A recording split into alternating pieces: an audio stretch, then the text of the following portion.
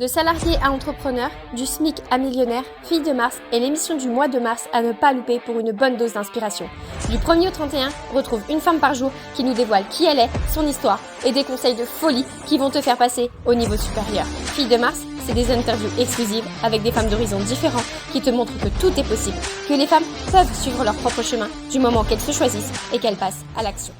Bonjour à toutes et bienvenue dans ce nouvel épisode de Filles de Mars où aujourd'hui j'ai vraiment la chance de pouvoir vous faire découvrir une femme. J'aime beaucoup son énergie, j'aime beaucoup ce qu'elle fait. Elle est très inspirante. En tout cas, moi, elle m'a beaucoup inspirée.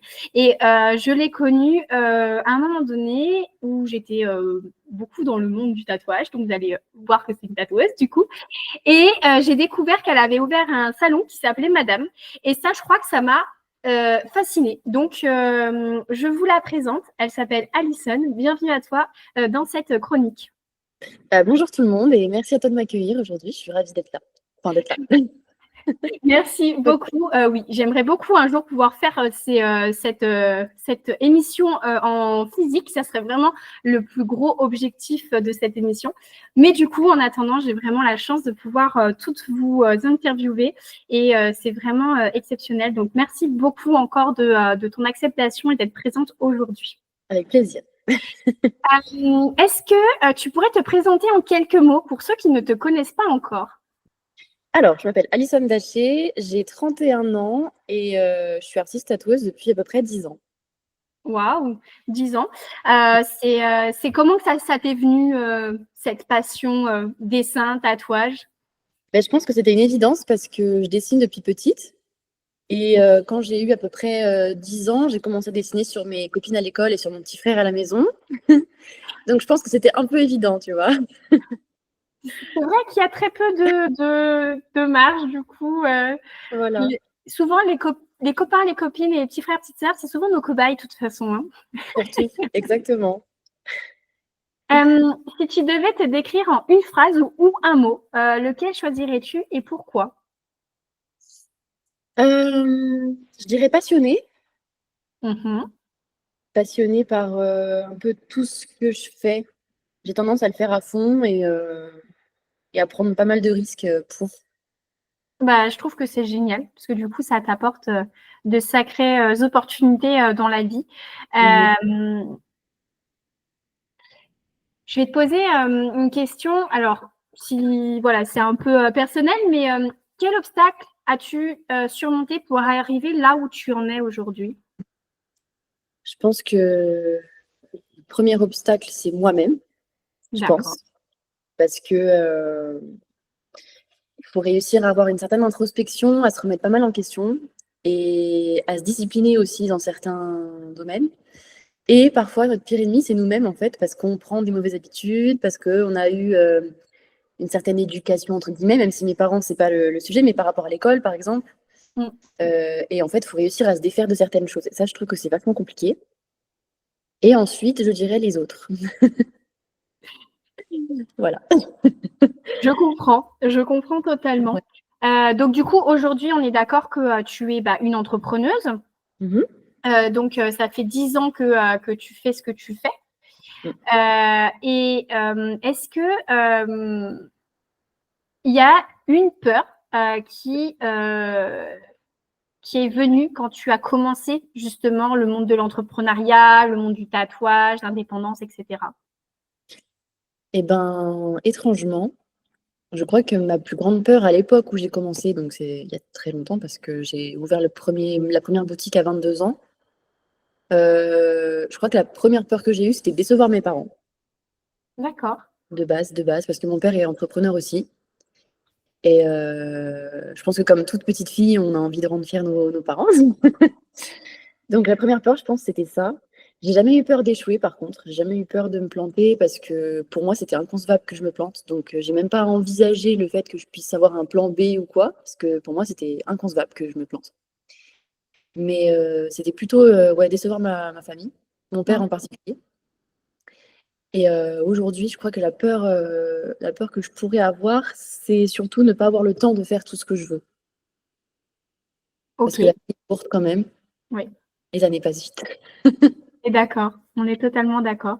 Et du coup, est-ce que ces peurs donc celles d'avant et celles de maintenant, elles sont plutôt, elles te laissent parfois un peu statique, ou est-ce que c'est vraiment des peurs qui peuvent te donner vraiment la force justement d'accomplir ce que tu as envie d'accomplir? La force, ça m'a donné la force, ouais. À l'époque, en tout cas, ça m'a donné la force de me dépasser. Parce que quand tu as 22 ans, c'est vrai que tu as quand même beaucoup de choses à apprendre, surtout que j'ai aucune étude ou rien. Donc ça m'a donné la force. Et aujourd'hui, par contre, j'avoue que ça a tendance à me provoquer un peu de stress.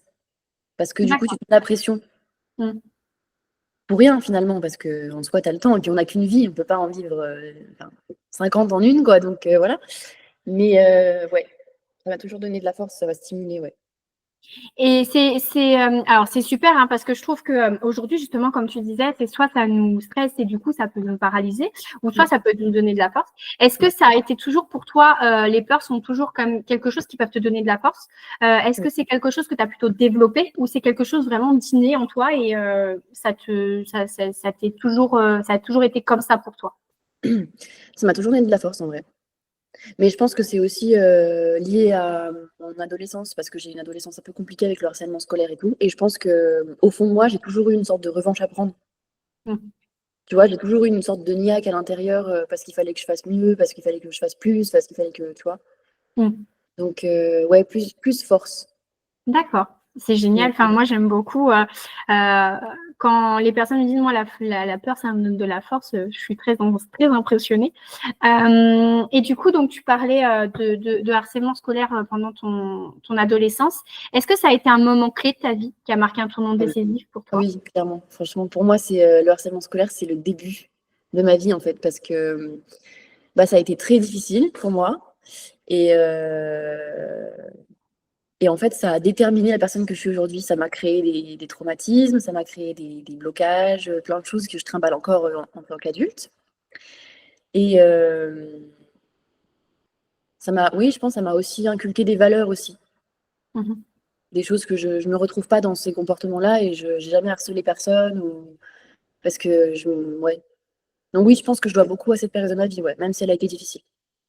C'est très inspirant ce que tu dis, justement, parce que il y en a, ils verraient ceci comme quelque chose de tellement dur à supporter et à surmonter qu'ils n'y arriveraient pas. Alors que Mm. toi, tu dis que vraiment, c'est le début de ta vie, c'est fort et c'est très inspirant ce Mm. que tu nous partages. Bah, c'est un peu triste aussi d'un côté parce que c'est dommage quand même en tant qu'enfant de démarrer sur une mauvaise note.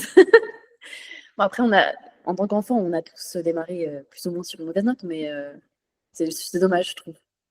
Il On y a est certains d'accord. concours que j'aurais pu me débarrasser, j'aurais bien été contente, tu vois. Oui, je me doute bien que c'est jamais une période très agréable, surtout quand Ouais. on vit des choses aussi fortes. C'est sûr. Ça, c'est sûr. Mais du coup, tu as pris une belle revanche quand même sur la vie, parce que Oui, ça va. aujourd'hui, voilà, donc tu as deux salons. Alors, j'ai vendu le premier. Ok. J'ai vendu le premier il y a 2 ans, 3 ans. En 2022, je l'ai vendu parce que bah, je l'avais monté à 22 ans, donc c'est vrai qu'à 30, ben, c'est plus toi. Mm.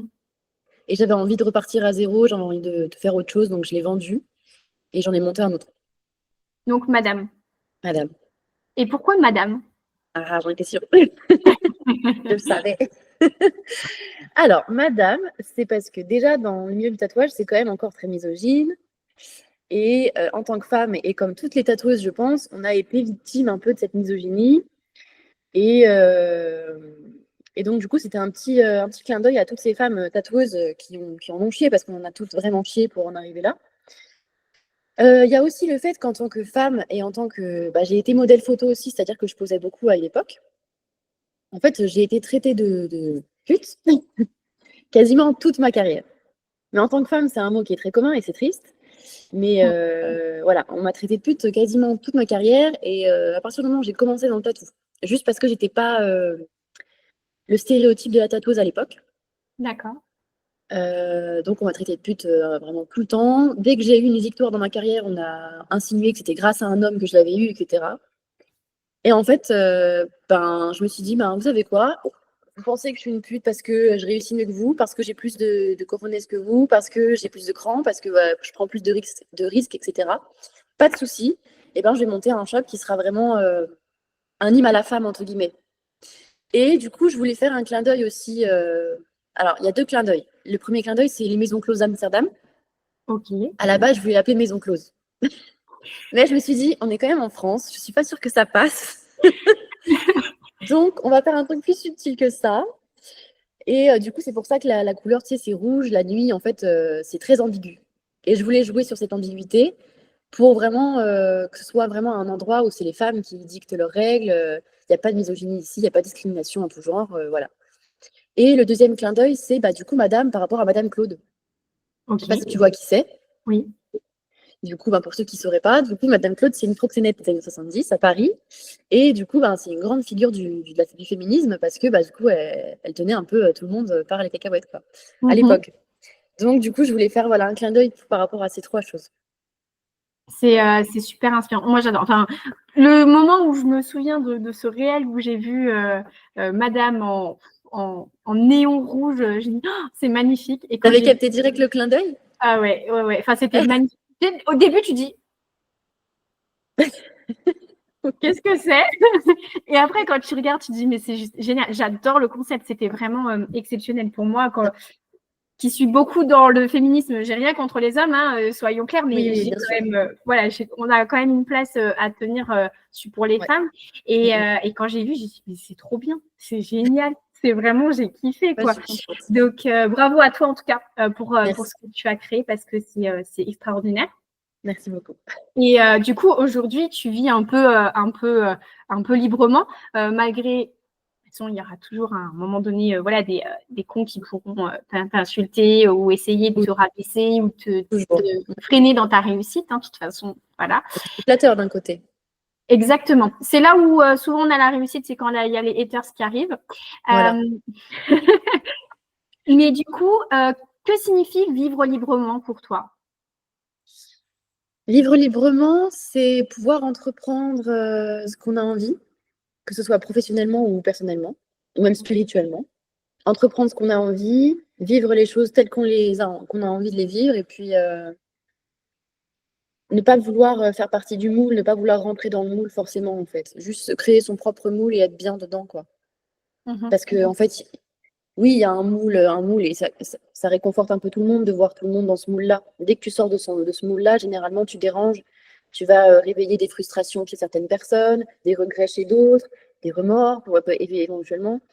Mais je pense que vivre librement, c'est vivre une vie qui nous ressemble, je pense. Mhm. Et toi, tu dirais qu'aujourd'hui, tu vis cette vie-là ou tu as encore quelques centimètres à parcourir pour les atteindre? J'ai encore quelques trucs à parcourir, ouais. J'ai pas encore, non, j'ai pas encore ma vie de rêve, pas encore. J'ai encore d'autres projets, mais disons que je suis bien, on va dire. Tu Capi, ne changerais pas ta vie actuelle pour une autre? non, parce que je sais que le moment actuel fait partie du process pour le futur, et donc du coup, j'ai confiance pour la suite. Eh Je sais ben, que c'est le process, quoi. on a tous confiance pour la suite et Merci. on te souhaite tout de réaliser tes projets, tes rêves. De toute façon, on le mérite toutes de les réaliser. Donc, Exactement. c'est vraiment important, comme tu disais, de pouvoir suivre justement notre propre moule et d'arrêter de suivre celui qu'on veut nous caser. Exactement. Tout à fait. Mais du coup, comme tu disais tout à l'heure, que le monde du tatouage, voilà, il y a aussi beaucoup de misogynie, hein, et on t'a beaucoup insulté et on essaye de freiner ta réussite en disant que c'est grâce à quelqu'un d'autre. Et du coup, dans tout ça, comment tu arrives à rester fidèle à toi-même, malgré les attentes de la société, de ton entourage ou des personnes qui veulent te nuire? Eh ben, déjà, je me dis que si on me critique autant, ça veut dire que je dérange. Et quand tu sors pas forcément du moule, tu déranges personne. Donc je me dis, bon, déjà ça, c'est un bon indice que je suis dans la bonne direction. Ensuite, il y a des choses qui peuvent me toucher parfois. J'avoue, je suis un être humain, il y a des choses qui peuvent me toucher, d'autres non. Mais quand ça me touche, je rumine un peu pendant quelques heures, et puis ensuite je me réveille et puis je me dis, bon allez, c'est quoi? La personne, elle a dit ça, la personne fait passer ce message, elle a créé cette rumeur, machin, machin. Ok, bah tu sais quoi? Je vais lui foutre encore plus les boules et je vais faire des trucs encore plus ouf, tu vois. Et du coup, en fait, c'est grâce à ça, en fait, que à chaque fois, je me dépasse tout le temps, tout le temps, tout le temps, parce que c'est ma revanche, quoi. Mm. Et c'est super. Et par ça. Ben ouais. Ouais, oui, d'un côté, c'est mieux que je le prenne comme ça plutôt qu'autrement, mais puis ouais, après, il y a des choses qui peuvent blesser, mais tu te dis, ouais, c'est parce que je les fais chier. Mm. Je brille trop, c'est peut-être pour ça. Continue de briller, continue de briller. Voilà. Faut qu'on brille en tant que femme, on a tellement de choses encore à. Le job, il Totalement. n'est pas encore fini, donc ouais, faut On est briller. totalement d'accord. Mais c'est super ce que tu nous dis parce que tu nous fais passer le message que oui, bien sûr, il y a des choses qui blessent et de toute façon, il y aura tout. Enfin, peu importe de toute façon que tu entreprennes un travail sur toi d'introspection, de guérison, etc. Il y aura toujours des choses qui vont venir te toucher, ce qui est normal, hein, ce qui fait partie de nous, les émotions. Mais ce que tu dis, c'est que en fait, il y a un moment donné où tu dis, ok, stop, Non, on ouais, va, on continue. On va pas ouais, s'arrêter. On va encore en mettre encore plus plein la vie à cette personne pour lui montrer c'est ça. que Oui, bah, puis tu perds du temps malgré tout. Si tu te laisses aller, que tu rumines dans ton coin, tu perds du temps, tu perds de l'énergie pour quelque chose qui ne te sert à rien, en fait. Ce qui compte, c'est que, dans mon métier en tout cas, ce qui compte, c'est que la clientèle m'apprécie moi et apprécie le projet. C'est tout ce qui compte. Maintenant, les concurrents, s'ils n'apprécient pas, je m'en fous, quoi. Tu vois? totalement. Donc, Tu as voilà. totalement raison. Ouais. J'aime beaucoup ce que tu partages en tout cas et je suis sûre que ça va impacter plus d'une femme qui va écouter. Est-ce que tu as déjà ressenti une fois un vrai sentiment d'épanouissement? Oui, mais il y a Est-ce que longtemps. tu viens nous le partager? Je dirais que c'était peut-être 1 an après avoir monté ma première boutique. Parce que c'était une période de ma vie où j'avais vraiment tout pour moi. Et en fait, je ne me rendais pas compte à l'époque, parce qu'on ne se rend jamais compte de ce qu'on a quand on l'a, on s'en rend compte quand on l'a plus. Donc, du coup, ben, en fait, c'était une période de ma vie, donc j'avais peut-être 24 ans, un truc comme ça. Le shop, il avait 2 ans. Moi, du coup, je faisais des sports de combat, je faisais un peu de mannequinage, je faisais des concours de beauté, alors que moi, jamais de la vie, j'aurais pensé faire des concours de beauté, quoi. J'avais des copines, je sortais, enfin, tout allait bien. Et je pense qu'à cette époque-là, ouais, j'étais plutôt épanouie, ouais. Ouais. Et aujourd'hui, est-ce que tu es loin encore de cet épanouissement ou tu y es, Hmm, mais juste tu t'en aperçois pas forcément? hmm, peut-être. C'est possible. Bah après, je pense que le truc, il faut trouver un équilibre en fait quand tu es entrepreneur. Et ça, Mhm. j'ai mis du temps à le comprendre. Et je l'ai compris il n'y a pas très très longtemps. Et donc, du coup, là, je suis plus en train de reconstruire cet équilibre que j'ai perdu. Mhm. Donc, je me sens pas encore épanouie à 100% parce que j'ai pas encore retrouvé d'équilibre. Mais j'y travaille, Et donc, tu es sur le chemin de l'épanouissement. je pense, ouais. Oui. Et c'est bien, mais c'est super parce que tu t'en es aperçu et tu restes pas dans cette bah, c'est trop tard, je peux pas le faire, etc. Au contraire, tu te mets toujours en action pour atteindre ce qui est important pour toi. Mais je pense que c'est ça le secret, c'est qu'il faut toujours bouger, quoi. Même une toute petite action pour le projet que tu as, mais il faut toujours faut bouger. Même si c'est étape par étape, tout petit par tout petit, il faut bouger. Il ne faut pas procrastiner, il faut vraiment faire, faut le faire parce que tu ne peux pas avoir de regrets si tu fais ça à fond. Mais par contre, il faut garder un équilibre avec la vie personnelle, et tout ça. Le plaisir, le bien-être, tout ça. Moi, j'ai complètement oublié ce détail. Parfois, c'est souvent ce que je remarque hein, quand j'interviewe des femmes. Il y en a qui n'ont pas forcément l'équilibre et soit ils ont une réussite pro, soit ils ont une réussite perso. Et ils veulent aussi un équilibre dans une réussite pro ou perso. Et souvent, c'est là où est la limite. C'est OK, super, j'ai une réussite pro ou perso, mais l'autre côté, comment que ça va? Et justement, c'est une conversation que j'ai eue hier avec mon chéri parce que un de ses amis a une réussite pro et nous, on a une réussite plutôt perso pour l'instant. Et c'est ce qu'on disait, c'est que parfois, on se dit, OK, on a la réussite pro, on a l'argent, etc. Mais est-ce que tu changerais ça pour avoir une réussite plutôt personnel dans ta vie? Et nous, la réponse, elle est oui. Enfin, nous, on préfère déjà avoir une réussite perso parce que notre famille, notre couple et tout ça, on a mis énormément de temps à l'avoir puisqu'on est une famille recomposée. Et aujourd'hui, on se dit, si on devrait échanger ça pour de l'argent, est-ce qu'on le ferait? Et souvent, c'est la question à se poser, c'est OK, je suis épanouie dans mon côté perso ou pro, mais est-ce que vraiment l'autre côté, je m'épanouis aussi? Est-ce que vraiment c'est OK pour moi? Et comme tu disais, si c'est pas OK, se mettre en action, pas rester dans l'inertie, pas rester immobile, passer à l'action, même le plus petit pas, il peut vous emmener tellement loin. Oui, puis de toute façon, il y a des périodes de la vie où tu vas plus te focus sur ta vie perso, et puis ensuite, ça va switcher, tu vas plus te focus sur la vie pro, mais il ne faut pas s'oublier dans l'un des deux côtés. Et ça, c'est difficile parfois. Je suis totalement d'accord. C'est un équilibre à trouver. Ouais, et c'est une remise en question aussi. Et souvent, les remises en question ne sont pas les plus glorieuses, mais elles sont là pour nous faire bouger. Ça, on est totalement d'accord. En tout cas, j'aime beaucoup ce que tu partages parce que c'est réel, quoi. Tu vois, on sent que tu le vis, que tu l'as vécu et que pour toi, c'est important justement le côté 1, le côté 2 et surtout la mise en action de ne pas rester immobile en train de s'apitoyer sur son sort sans jamais passer à l'action. Oui, c'est ça.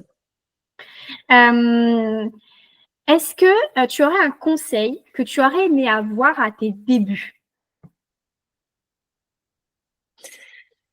Un conseil que j'aurais aimé avoir à mes débuts. Un ou plusieurs. Hein. Alors déjà, à titre perso, je pense que ça aurait été choisis mieux tes copains. Parce que ça a un impact énorme sur ta vie, même pro d'ailleurs. Donc choisis bien tes copains. Et au niveau du pro, non, franchement, je vois pas. Parce que les erreurs que j'ai pu faire, elles étaient nécessaires, fallait que je les fasse. Donc je vois pas quel conseil m'aurait évité certaines bêtises. Les bêtises, elles font partie du chemin. Donc d'un côté, non. Non, je vois pas. Mais par contre, oui, par rapport au mec, carrément. Et du coup, alors, je vais faire 2 interactions. La première, c'est merci pour ce que tu viens de dire. Alors, j'aime pas le terme d'échec, mais les erreurs, c'est tellement source d'apprentissage. Oui. Donc, mesdames, faites des erreurs. Vraiment. Exact. Mais totalement. C'est ce qui nous permet d'avancer, ce qui nous permet d'évoluer, c'est ce qui nous permet d'aller vers ce qui est bon pour nous et ce qui est important et nos objectifs. Donc, merci de l'avoir dit. Vraiment, j'adore ce conseil. Pour toi, c'est peut-être pas un conseil, mais pour toutes les femmes qui écoutent ça, c'est un super conseil. Et deuxième interaction, comment tu fais pour mieux choisir ton copain? Parce que tu dis que tu aurais aimé avoir ce conseil-là, mais du coup, quel conseil on aurait pu dire pour choisir mieux ton copain? Déjà, écouter son intuition. La petite voix dans notre tête, que des fois on n'écoute pas parce que ça ne nous arrange pas ce qu'elle dit, mais en fait elle dit la vérité, et elle dit toujours la vérité d'ailleurs. Donc écouter son intuition, quand tu sens pas quelque chose, ça veut dire que tu le sens pas et qu'il y a des raisons, qu'il n'y a pas de fumée sans feu. Donc il faut s'écouter. Et puis analyser aussi ce qu'on ressent. Si tu te sens pas en sécurité avec une personne, il faut quitter la personne sans faire d'état d'âme. Hein. Tu t'en débarrasses, c'est des parasites ces gens-là. Il faut vraiment si tu te sens pas en sécurité, si tu te sens pas respecté, si on te traite pas comme tu mérites d'être traité, et c'est-à-dire qu'en fait une femme mérite d'être traitée comme une reine, en fait, comme une princesse, sans exception. Donc si tu es avec un homme qui te traite pas et qui te valorise pas comme ça, faut pas rester avec. Pour moi, hein. Parce que c'est toxique en fait. Tu perds toute confiance en toi, tu te remets en question, tu culpabilises. Parfois même, tu peux perdre tout ce que tu as construit, hein, juste parce que tu es avec la mauvaise fréquentation.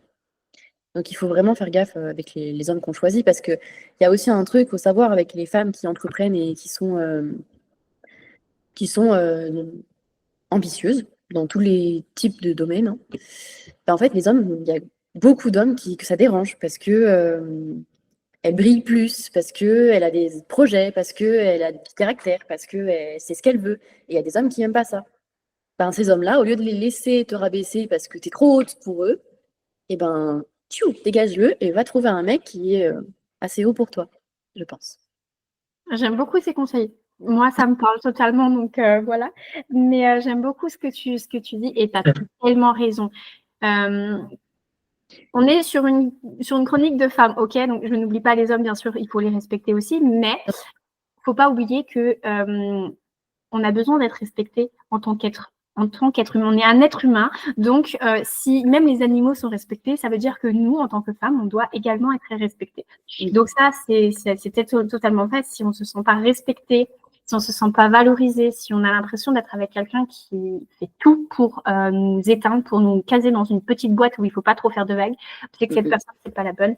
C'est que cette personne, il faut passer à autre chose. Même si c'est dur, on conçoit totalement, et je pense que Alison pourra que confirmer, mais c'est très dur parce que on attache des sentiments, on a des émotions, on a vécu des choses, des souvenirs, etc.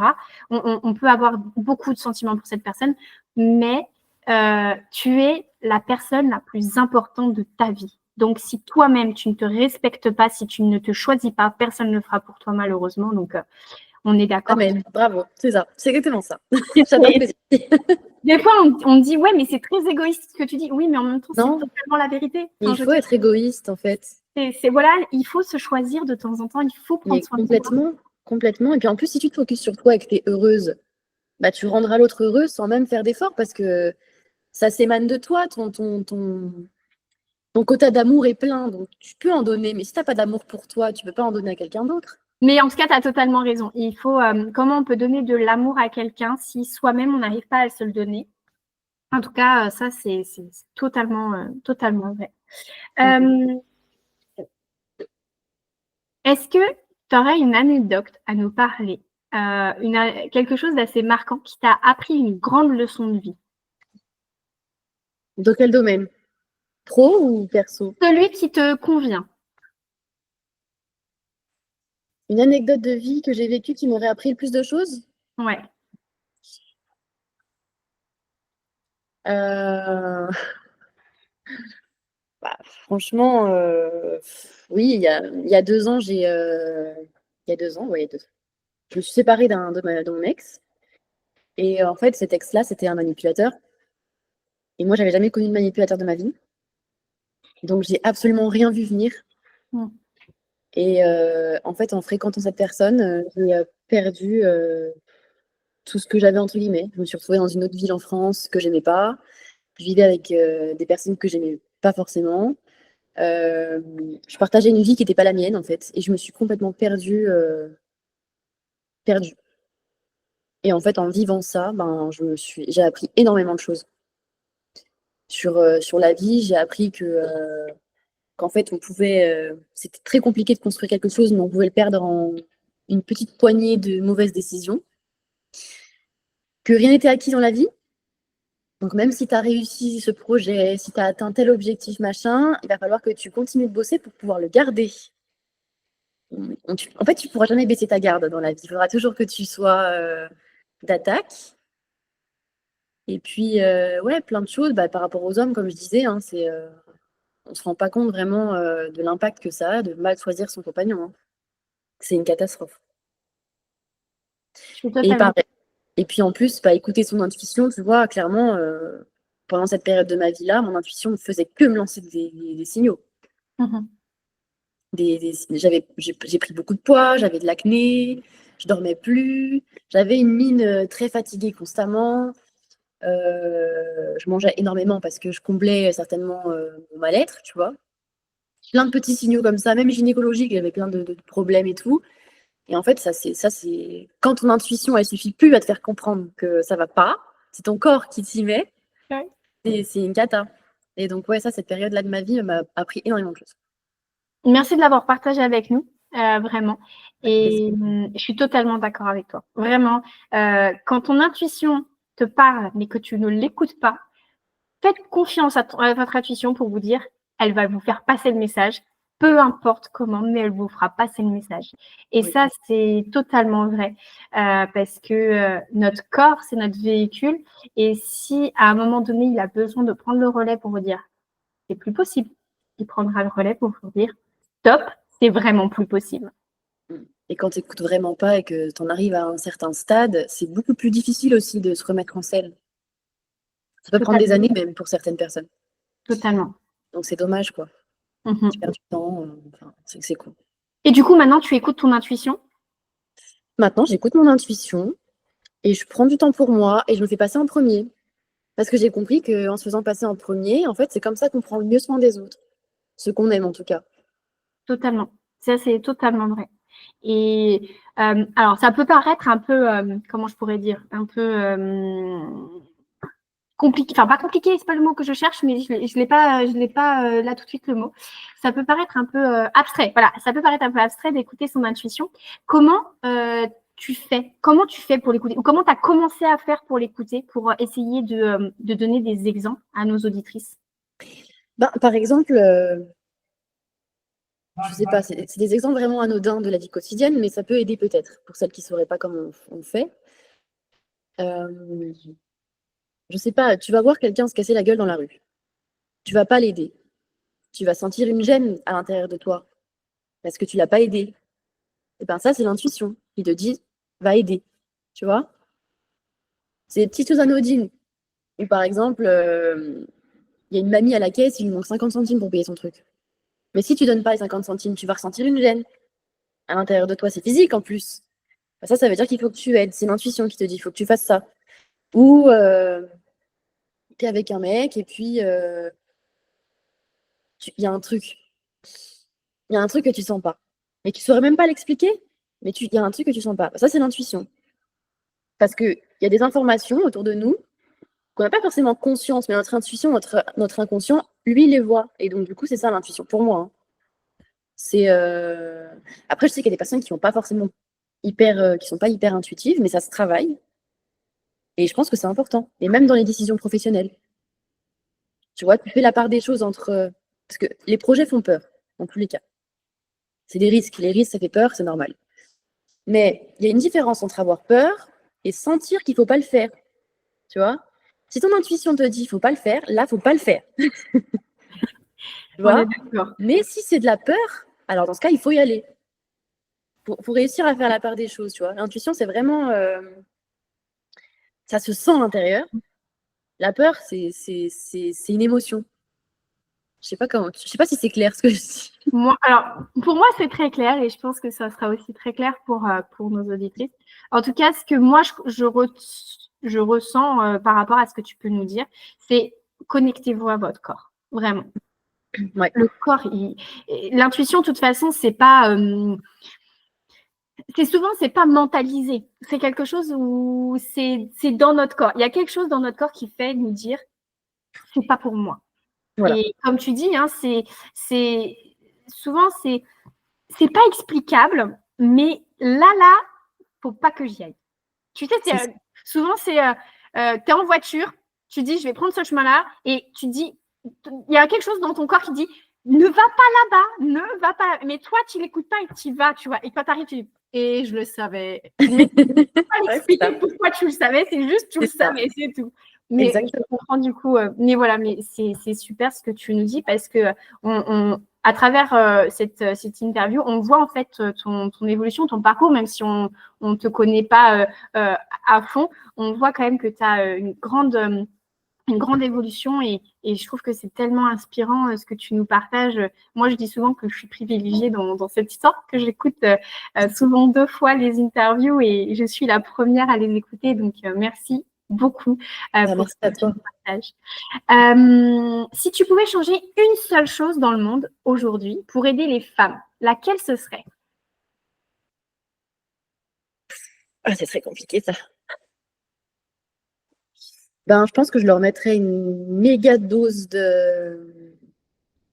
d'estime de soi, d'amour de soi et de confiance en soi dans la tête dès qu'elles sont petites. Parce qu'en réalité, c'est à cause de ça qu'aujourd'hui, les femmes, elles sont avec des mauvais partenaires, qu'elles se font frapper, qu'elles se font maltraiter, qu'elles n'osent pas fonder des projets. Parce que je trouve que dans l'éducation des petites filles, pas pour tout le monde évidemment, mais souvent, ça passe aussi par les médias, ça passe par plein de choses. Ben, en fait, on fait croire aux femmes qu'elles ne sont pas suffisantes, qu'elles ne sont pas assez. Enfin, le sexe faible, entre guillemets, quoi. Je veux dire, je lis pas mal de bouquins de Mona Chollet, je ne sais pas si tu vois qui c'est. C'est une écrivaine féministe.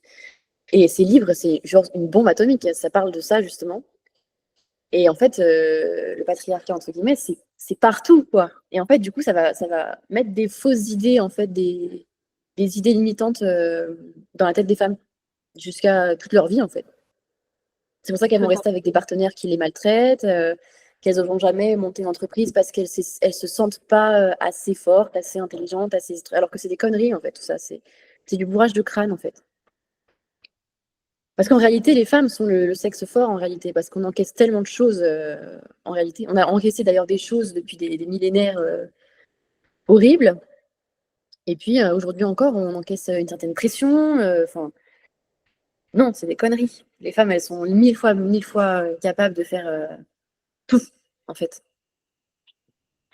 Écoute, je pourrais terminer l'interview sur ça. Je crois que je le terminerai sur ça parce que c'est tellement vrai. Et tu vois, là, tu vois, quand tu parles, j'ai des flashs de personnes, de femmes ou d'hommes qui disent non, mais t'exagères, tu sais, les femmes, elles sont pas si fortes, etc. Tu vois, des personnes qui peuvent te dire non, mais les femmes, de toute façon, elles ont toujours besoin de quelqu'un, elles ont toujours besoin d'un homme.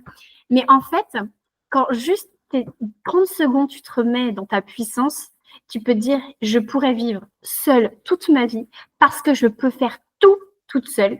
Bien si sûr. je crois en moi et que je m'aime profondément. Exactement. Mais c'est tellement... Enfin, je veux dire, après, on est dans un monde, malheureusement, où l'homme est un peu trop mis sur un piédestal. Mais quand l'opportunité se présente de dire à un homme, écoute, ce que je te propose, c'est que tu prends ma place et que moi, je prends la tienne, je suis sûre que tu n'arriveras pas à faire un dixième de ce que je fais dans ma journée. Non. Et que ça soit physique ou que ça soit mental, hein, sachant que, bien sûr, il y a un moment donné où tu tombes sur un mec qui fait 2 mètres de haut, qui fait 150 kilos, qui est baraque et tout. Je ne dis pas que tu peux le battre, ok? Et même en termes de capacité physique, on va pas se mentir, oui, automatiquement, on aura peut-être moins de force physique, mais ça change quoi, en fait? Comme il y a des hommes qui ont moins de force physique que d'autres, c'est pareil, en fait. Exactement, c'est totalement ça. Pareil. Souvent, toute la force se trouve dans l'esprit et dans l'âme d'une femme parce que justement, comme tu disais, on a vécu des choses, mais quand on regarde l'histoire des femmes, c'est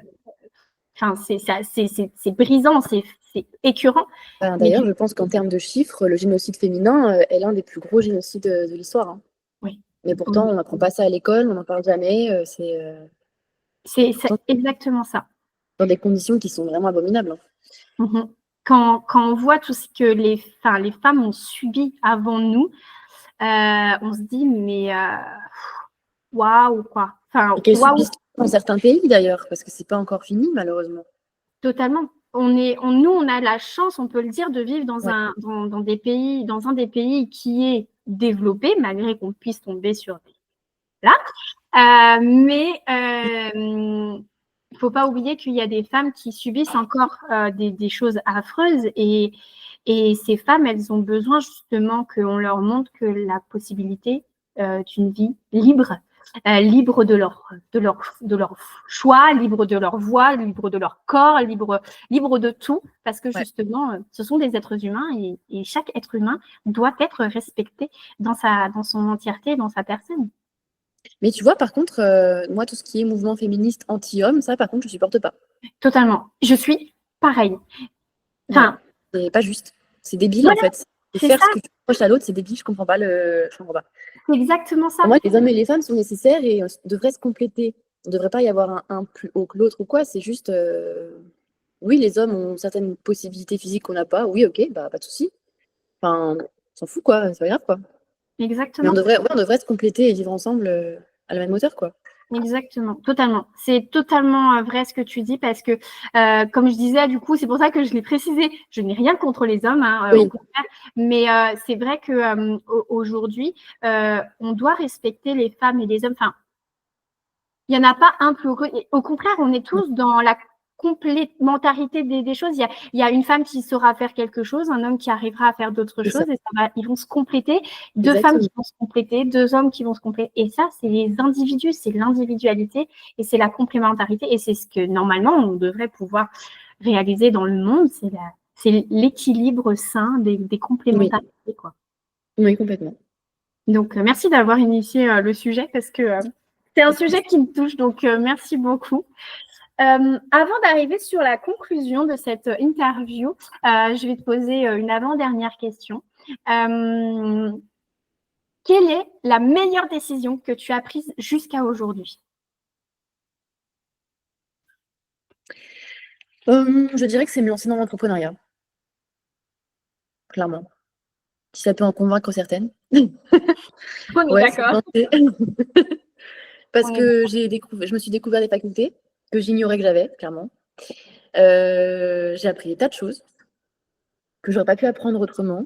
Même si ça a été dur, c'est pas facile l'entrepreneuriat, mais tu apprends tellement de choses sur toi, sur la société, sur comment on gère, comment ci, comment ça, qu'aujourd'hui, je sais que je pourrais gérer des tas d'activités qui sont autres que la mienne. Je me démerderais parce que, ouais, je sais pas, c'est hyper stimulant.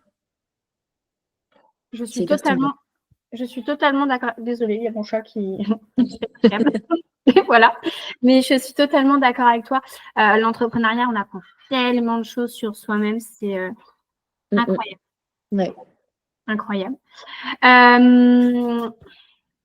J'hésite en fait à la dernière question que je vais te poser. C'est souvent une question qui. Alors, c'est soit elle te challenge toi, soit ça va challenger un peu les auditrices. Mais c'est vrai que j'aime bien terminer sur une note un peu provocatrice. Du coup, je vais te poser la question. Quel conseil donnerais-tu aux femmes qui n'osent pas à cause des jugements de la société?